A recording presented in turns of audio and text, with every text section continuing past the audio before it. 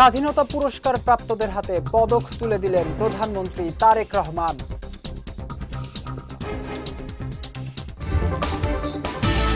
আগামীকাল থেকে শুরু হজ ফ্লাইট, উদ্বোধন করবেন প্রধানমন্ত্রী।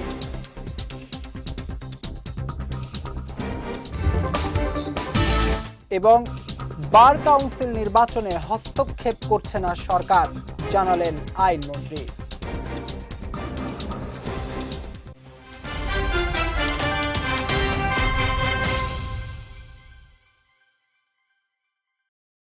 আসসালামু আলাইকুম। পুষ্টি চা নিবেদিত বিজয় রাতের সংবাদে আমন্ত্রণ জানাচ্ছি আমি জাওয়াদ অন্তু। শুনছিলেন শিরোনাম, এবারে বিস্তারিত। জাতীয় পর্যায়ে গৌরবোজ্জ্বল ও কৃতিত্বপূর্ণ অবদানের স্বীকৃতিস্বরূপ দেশের 15 জন বিশিষ্ট ব্যক্তি ও 5 প্রতিষ্ঠানকে স্বাধীনতা পুরস্কার পদক তুলে দিয়েছেন প্রধানমন্ত্রী তারেক রহমান।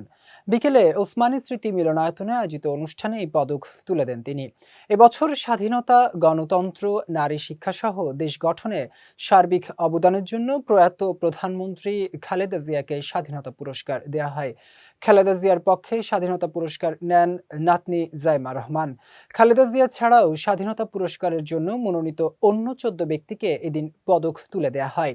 এছাড়া পদক প্রদান করা হয় স্বাধীনতা পুরস্কারের জন্য মনোনীত 5 প্রতিষ্ঠানকেও। পুরস্কার প্রাপ্তদেরকে 18 ক্যারেট 50 গ্রাম ওজনের একটি স্বর্ণপদক, সনদপত্র এবং সম্মানীর চেক দেওয়া হয়। এ সময় প্রধানমন্ত্রী বলেন, আমরা যদি হীন দলীয় স্বার্থে ইতিহাসের জাতীয় নেতাদের ভূমিকাকে শ্রদ্ধার সঙ্গে স্মরণ জানাতে কার্পণ্য করি, তাহলে ভবিষ্যতের ইতিহাস আমাদের ক্ষমা করবে না। পরে স্বাধীনতা পদক প্রাপ্তদের অভিনন্দন জানান তিনি। স্বাধীনতা পদকপ্রাপ্ত গুণীজন, মন্ত্রী পরিষদের সম্মানিত সদস্যবৃন্দ, উপস্থিত সেনা, নৌ ও বিমান বাহিনী প্রধানগণ, সুশীল সমাজের সম্মানিত প্রতিনিধিগণ, উপস্থিত সুধীবৃন্দ এবং প্রিয় দেশবাসী, আসসালামু আলাইকুম। আজকের এই মহতী অনুষ্ঠানের শুরুতেই আমি বাংলাদেশের জন্মযুদ্ধে বীর শহীদদের অত্যন্ত শ্রদ্ধা ভরে স্মরণ করতে চাই, যাদের আত্মত্যাগে আমাদের স্বাধীন সার্বভৌম এই প্রিয় বাংলাদেশ, মুক্তিযুদ্ধে যারা আহত হয়েছেন, পঙ্গু হয়েছেন, সেই সকল আহত পঙ্গু মুক্তিযোদ্ধাদের প্রতি আমার গভীর শ্রদ্ধা এবং সম্মান। তাদের উদ্দেশ্যে বলতে চাই, আপনাদের এই সাহসী ভূমিকা এখনো বাংলাদেশের স্বাধীনতা প্রিয় মানুষের জন্য প্রেরণার উৎস।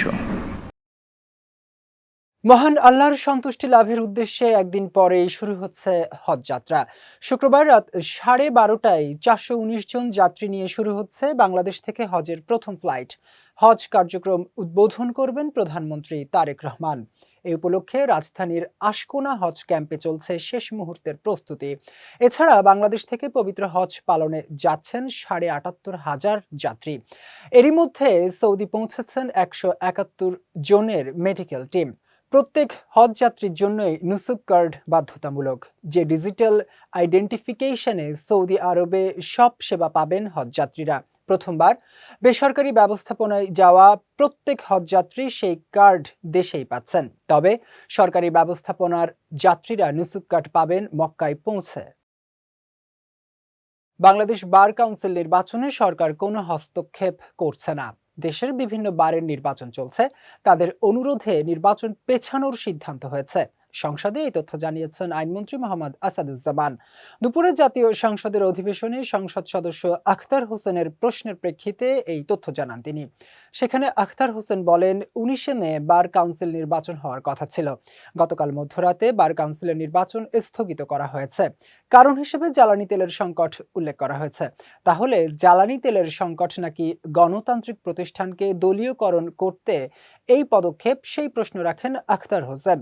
জবাবে আইনমন্ত্রী বলেন, বাংলাদেশ বার কাউন্সিল সংবিধিবদ্ধ প্রতিষ্ঠান, সেখানকার নির্বাচনে হস্তক্ষেপের কোনো সুযোগ নেই। সরকার দলের তরফ থেকে জ্বালানি সংকট নেই এই কথা বলা হয়, আবার সরকারি যে একটা প্রতিষ্ঠান তারা নির্বাচন স্থগিত করছে জ্বালানি সংকটের কথা বলে। এই জায়গাটাতে একটা সিদ্ধান্ত আসা প্রয়োজন। আসলে কি জ্বালানি সংকটের ইস্যু, নাকি একটা গণতান্ত্রিক প্রতিষ্ঠানকে দলীয়করণ ডাকা হবে, সেইটা মূল ইস্যু। এই দুটা বিষয়ে একটা সিদ্ধান্তে আসা প্রয়োজন মাননীয় স্পিকার। বার কাউন্সিল একটি সংবিধিবদ্ধ সংস্থা হিসাবে বিভিন্ন বার অ্যাসোসিয়েশনের সেই অনুরোধটাও রক্ষা করেছেন, ফলে এই পার্টটা কিন্তু উনি বলেননি। 29 তারিখে সেবারে নির্বাচন, সেই নির্বাচন প্রক্রিয়াকে সামনে রেখে সেই অ্যাসোসিয়েশনের পক্ষ থেকে যে অনুরোধ এসেছে, বার কাউন্সিল আমি মনে করি তাদের নিজস্ব মেধা, প্রজ্ঞা, স্বকীয়তা এবং স্বাধীনতা অ্যাপ্লাই করেছেন। সেই কারণে সেখানে আমরা কোনো হস্তক্ষেপ করিনি। শিগগিরই সংশোধন হচ্ছে সম্প্রচার নীতিমালা। নীতিমালায় বেসরকারি টেলিভিশনগুলোকে ডিজিটালাইজেশনের আওতায় আনার উদ্যোগ নিচ্ছে সরকার। বৃহস্পতিবার সচিবালয়ে তথ্য সচিব মাহবুবা ফারজানার সঙ্গে টেলিভিশন মালিকদের সংগঠন অ্যাটকো এবং ক্যাবল অপারেটরদের সংগঠন কোয়াবের নেতাদের বৈঠকে সম্প্রচার নীতিমালার সংশোধন নিয়ে আলোচনা হয়। বৈঠক শেষে নেতারা বলেন, সম্প্রচার নীতিমালার ভাষাগত পরিবর্তন করা হচ্ছে, মুক্তিযুদ্ধের সঙ্গে গণ অভ্যুত্থানের ইতিহাস সংযোজন করা হবে। এছাড়া বেসরকারি টেলিভিশনগুলোকে পে চ্যানেলে রূপান্তর করা হবে। ডিজিটালাইজেশন হলে স্বয়ংক্রিয়ভাবে টেলিভিশনের টিআরপি জানা যাবে, তখন কন্টেন্ট এর মান বাড়বে, ফলে সরাসরি গ্রাহকদের কাছ থেকে আয় পাবে টেলিভিশন, সঙ্গে বিপুল রাজস্ব আয় করবে সরকার। মোটামুটি আমরা এগ্রি, দু একটা পয়েন্ট ছাড়া।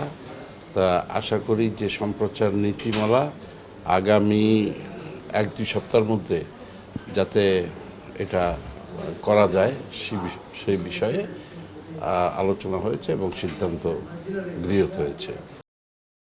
ঢাকার কেরানীগঞ্জে চীনের নাগরিককে কুপিয়ে গুরুতর জখম ও মালামাল লুটের ঘটনায় ডাকাত দলের 5 সদস্যকে গ্রেফতার করেছে র‍্যাব 10। সকালে কারওয়ান বাজারের মিডিয়া সেন্টারে হওয়া ব্রিফিংয়ে গ্রেফতারের কথা জানান র‍্যাব 10-এর অধিনায়ক মোহাম্মদ কামরুজ্জামান। বলেন, মঙ্গলবার সন্ধ্যার দিকে 15 থেকে 20 জনের ডাকাত দল ইয়াংজি জিয়াং প্রকল্পে প্রবেশ করে। গার্ডদের বেঁধে চীনের নাগরিক ওয়েন জিনহুয়াকে জিম্মি করে মালামাল লুট করতে থাকে। এক পর্যায়ে সে বাধা দিতে গেলে তাকে কুপিয়ে জখম করে দুর্বৃত্তরা। র‍্যাব আরও জানায়, রাজধানীর কদমতলী এলাকা থেকে 2টি আগ্নেয়াস্ত্র ও গুলিসহ 2 আসামিকে গ্রেফতার করেছে তারা। আমরা কিছু সিসিটিভির যে ফুটেজ আমরা সংগ্রহ করতে পেরেছি, আর ডাকাতরা পালিয়ে যাওয়ার সময় ভুলে তাড়াহুড়ার সময় তাদের একটা ফোন রেখে যায়, সেটার সূত্র ধরেই আমরা আমাদের আভিযানিক কার্য পরিচালনা করি। গণভোটের রায় বাস্তবায়নের দাবিতে দ্বিতীয় দফা নতুন কর্মসূচি ঘোষণা করেছে জামায়াতের নেতৃত্বাধীন 11 দলীয় জোট। গণভোটের রায় বাস্তবায়নের দাবিতে আগামী 18 এপ্রিল থেকে 2রা মে পর্যন্ত 11 দলীয় ঐক্যের দ্বিতীয় দফার এই কর্মসূচি ঘোষণা করা হয়। আজ রাজধানীর মগবাজারে আল ফালাহ মিলনায়তনে বৈঠক শেষে এই কর্মসূচি ঘোষণা করেন জামায়াতে ইসলামীর সেক্রেটারি জেনারেল মিয়া গোলাম পারওয়ার। তিনি বলেন, জাতীয় নির্বাচন ও গণভোটের মাধ্যমে দেশের মানুষ যে স্বপ্ন দেখেছিল সেই স্বপ্ন পূরণ হয়নি। দেশের মানুষের গণরায় বর্তমান সরকার উপেক্ষা করে দেশের মানুষের বিরুদ্ধে অবস্থান নিয়েছে। জনগণের পক্ষে হওয়া আন্দোলন দমনে সরকার যে হুমকি দিচ্ছে তা ফ্যাসিবাদ ও অসাংবিধানিক আচরণ।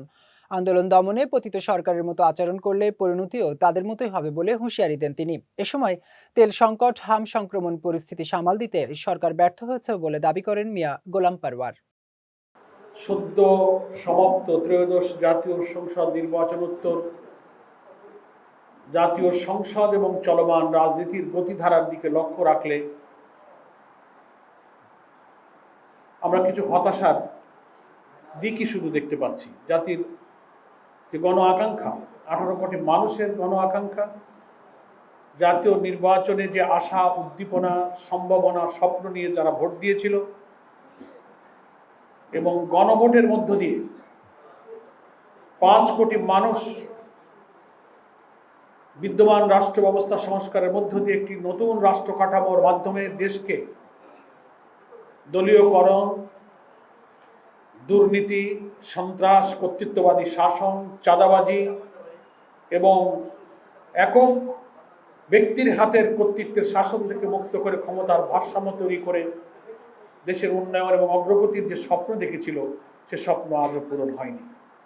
5 আগস্ট ক্ষতিগ্রস্ত নেটওয়ার্ক সিস্টেম সম্পূর্ণ পরিবর্তন না করায় জাতীয় সংসদের শব্দযন্ত্রে ত্রুটি দেখা দিচ্ছে বলে জানিয়েছেন ঠিকাদারি প্রতিষ্ঠান কমিউনিকেশন টেকনোলজি লিমিটেডের সিইও জাহিদুর রহিম জোয়াদ্দার। এছাড়া শব্দযন্ত্র মেরামতে অনভিজ্ঞ আমানত এন্টারপ্রাইজ সময় কম নিয়েছে বলেও জানান তিনি। আজ দুদকে জিজ্ঞাসাবাদ শেষে প্রতিষ্ঠানটির সিইও এসব কথা জানান। এর আগে সকালে সংসদের সাউন্ড সিস্টেম স্থাপনের অনিয়ম ও দুর্নীতির অভিযোগে জাহিদুর রহিমকে জিজ্ঞাসাবাদ করে দুর্নীতি দমন কমিশন। পরে সংবাদ সম্মেলনে কমিশনের মুখপাত্র আখতার হোসেন বলেন, তদন্তের প্রয়োজনে অভিযুক্ত ব্যক্তিকে জিজ্ঞাসাবাদের পাশাপাশি তদন্ত চলছে। সার্ফ এক্সেলের নতুন পণ্য সার্ফ এক্সেল এক্সপার্ট হোয়াইটের লঞ্চ উপলক্ষে ঢাকার গুলশান 1-এর ইউনিমার্ট ও স্বপ্নে বিশেষ এক কার্যক্রমের আয়োজন করা হয়েছে। লঞ্চ কার্যক্রমে অংশ নিতে ইউনিমার্ট ও স্বপ্নে উপস্থিত ছিলেন বাংলাদেশ জাতীয় ফুটবল দলের অধিনায়ক এবং সার্ফ এক্সেলের ব্র্যান্ড অ্যাম্বাসেডর জামাল ভূঁইয়া। উভয় স্থানেই ফুটবল তারকার উপস্থিতি ঘিরে তৈরি হয় উৎসবমুখর পরিবেশ। এ সময় দর্শনার্থীরা জামাল ভূঁইয়ার সঙ্গে সেলফি তোলেন এবং জিতে নেন তার স্বাক্ষর করা জার্সি। পাশাপাশি ক্রেতা ও দর্শনার্থীরা নতুন পণ্যটি কাছ থেকে জানার সুযোগ পান। বিশেষ এই কার্যক্রমে সার্ফ এক্সেল, ইউনিমার্ট ও স্বপ্নর ঊর্ধ্বতন কর্মকর্তারা উপস্থিত ছিলেন। এবার পুষ্টি চিনিগুড়া চাল নিবেদিত জেলা সংবাদ।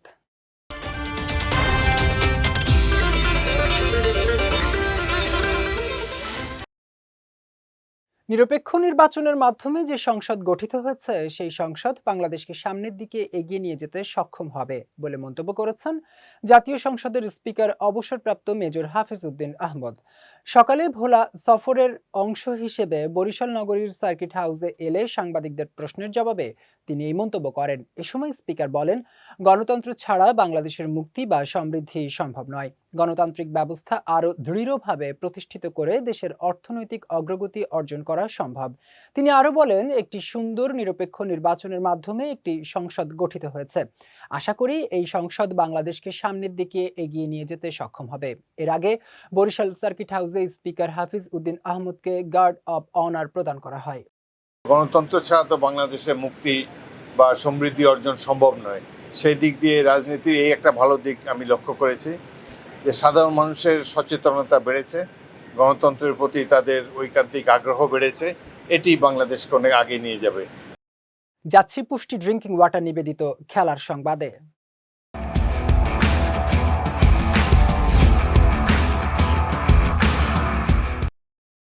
চলমান আইপিএলে হায়দরাবাদের হয়ে খেলার জন্য ছাড়পত্র পেয়েছেন অস্ট্রেলিয়ান তারকা ক্রিকেটার প্যাট কামিন্স। এই খবরের পর বোলিং দুশ্চিন্তার সমাধান পাচ্ছে সানরাইজার্স হায়দরাবাদ। ক্রিকেট ভিত্তিক ওয়েবসাইট ক্রিকবাজ বলছে, পিঠের চোট পুরোপুরি সেরে ওঠায় কোনো ধরনের বিধিনিষেধ ছাড়াই বোলিং করতে পারবেন কামিন্স। আগামী 17 এপ্রিল ভারতে ফিরে দলের সঙ্গে যোগ দেবেন অস্ট্রেলিয়ার এই বিশ্বকাপজয়ী অধিনায়ক। এর আগে গত বছরের শেষ দিকে এসেই যে চোট পাওয়ার পর থেকে মাঠের বাইরে ছিলেন তিনি। চোটের কারণে ফেব্রুয়ারিতে ভারত ও শ্রীলঙ্কায় অনুষ্ঠিত টি-20 বিশ্বকাপেও খেলতে না পারলেও আইপিএল এর শেষ ভাগে খেলার লক্ষ্যেই তিনি পুরোপুরি পুনর্বাসনে মনোযোগ দিয়েছিলেন। তার অনুপস্থিতিতে হায়দরাবাদকে নেতৃত্ব দিচ্ছিলেন ঈশান কিষান। তবে গতকাল সিডনিতে পিঠের স্ক্যান করে নিশ্চিত হওয়া গেছে কামিন্স স্টেজ চোট থেকে সম্পূর্ণ সুস্থ হয়ে উঠেছেন। উয়েফা চ্যাম্পিয়ন্স লিগের কোয়ার্টার ফাইনালের দ্বিতীয় লেগে বায়ার্ন মিউনিখের হয়ে মাঠে নেমে নতুন এক ইতিহাস গড়েছেন জার্মান গোলরক্ষক ম্যানুয়েল নয়াব। রিয়ালের বিপক্ষে দ্বিতীয় লেগে একাদশে নামার মাধ্যমে এক অনন্য মাইলফলক ছুঁয়েছেন তিনি। চ্যাম্পিয়ন্স লিগে কোনো নির্দিষ্ট ক্লাবের হয়ে সবচেয়ে বেশি ম্যাচে অংশ নেয়ার তালিকায় বর্তমানে দ্বিতীয় স্থানে উঠে এসেছেন নয়ার।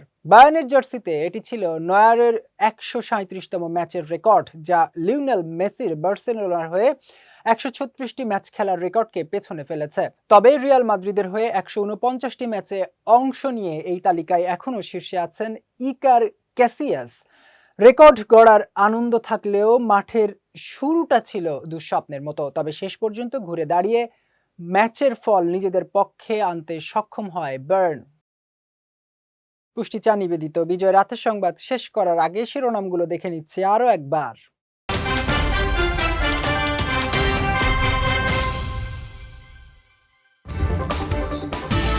স্বাধীনতা পুরস্কার প্রাপ্তদের হাতে পদক তুলে দিলেন প্রধানমন্ত্রী তারেক রহমান।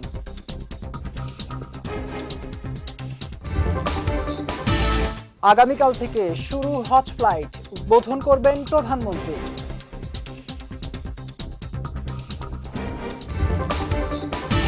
এবং বার কাউন্সিল নির্বাচনে হস্তক্ষেপ করছে না সরকার, জানালেন আইনমন্ত্রী।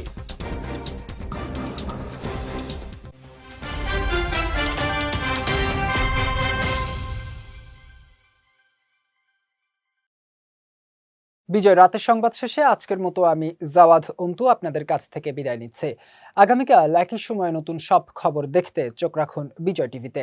এছাড়াও আজকের বিজয় রাতের সংবাদের ভিডিও দেখতে পারেন আমাদের ইউটিউব এবং ফেসবুক পেজে। আমাদের ইউটিউব হলো youtube.com/বিজয় টিভি অফিসিয়াল এবং আমাদের ফেসবুক পেজ হলো facebook.com/বিজয় টিভি লিমিটেড। এতক্ষণ সঙ্গে থাকার জন্য ধন্যবাদ সবাইকে।